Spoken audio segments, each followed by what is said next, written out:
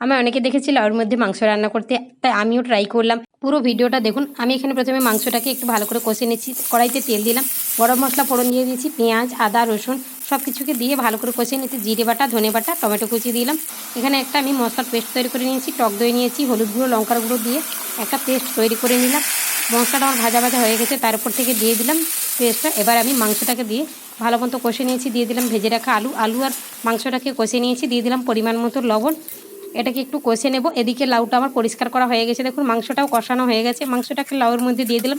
এর মধ্যে কিন্তু জল দেওয়া যাবে না, কারণ লাউটা যখন সেদ্ধ হবে প্রচুর পরিমাণে জল বেরোবে, সেই জলেই কিন্তু মাংসটা রান্না হয়ে যাবে। লাউটাকে উনুনে বসিয়ে দিয়ে কাঠি দিয়ে সিল করে দিলাম, দিয়ে আমি এটাকে মিডিয়াম আঁচে জাল দেবো, হাই হিটে জ্বালান দেওয়া যাবে না, তাহলে নিচটা তাড়াতাড়ি পুড়ে যাবে।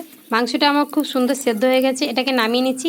এটা রান্না করতে আমার সময় লেগেছে 1 ঘন্টা 40 মিনিট। মাংসটাকে ঢেলে নিচ্ছি, লাউটাকে দেখাচ্ছি, দেখুন নিচটা কীভাবে পুড়ে গেছে। আপনারা চাইলে কাঁচা মাংস মশলা মাখিয়ে রেখেও করতে পারেন লাউয়ের মধ্যে।